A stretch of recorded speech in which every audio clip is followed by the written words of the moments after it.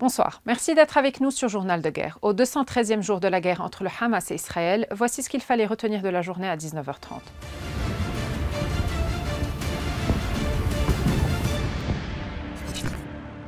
Les affrontements continuent de s'intensifier au Liban Sud entre le Hezbollah et Israël.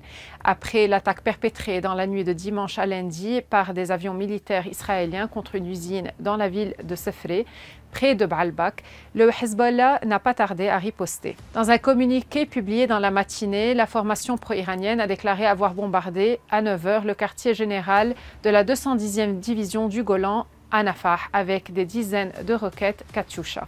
Le porte-parole de l'armée israélienne, Avichai Adré, a annoncé que l'État hébreu a intercepté dans la nuit de dimanche un drone qui volait en direction d'Israël depuis l'Est sans aucun blessé ou dommage ne soit signalé. Par ailleurs, et selon les médias israéliens, sur les quelques 70 missiles lancés sur la zone située au sud du plateau du Golan, certains ont été interceptés alors que d'autres ont touché une base militaire israélienne.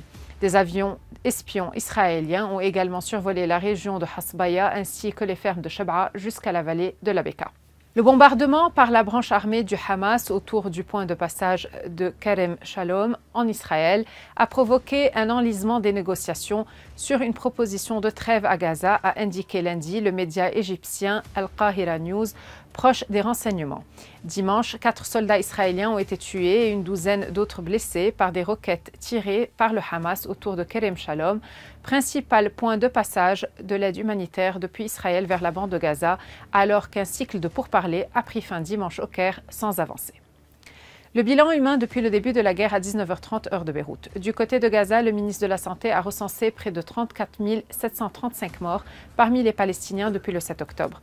Du côté israélien, approximativement 1200 morts sont officiellement recensés par l'État hébreu depuis le début du mois de novembre 2023. Un chiffre qui n'a toujours pas évolué selon les données officielles, malgré des annonces régulières de soldats tués dans les combats.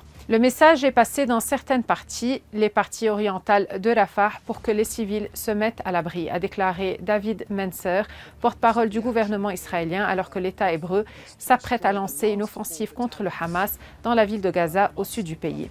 Le groupe militant palestinien a déclaré lundi que l'offensive israélienne prévue à Rafah ne tenait pas compte du sort des otages détenus à Gaza et de la catastrophe humanitaire en cours dans le territoire assiégé. Alors que l'armée israélienne demandait aux habitants de quitter l'est de Rafah, le Hamas a déclaré dans un communiqué qu'Israël se préparait à une offensive militaire de grande envergure, sans se soucier de la catastrophe humanitaire en cours dans la bande de Gaza, ni du sort des prisonniers de l'ennemi à Gaza, en référence aux otages israéliens.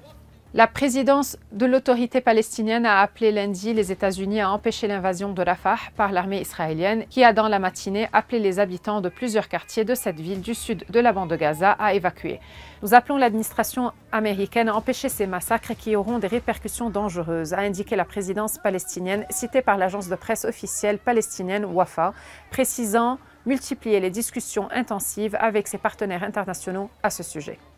Merci de nous avoir suivis sur Ici Beyrouth. On se retrouve demain pour un autre résumé de la situation. Vous pouvez suivre toute l'actualité concernant cette guerre sur notre site web www.icibeyrouth.com sous la rubrique Guerre Israël-Hamas ainsi que sur tous nos réseaux sociaux.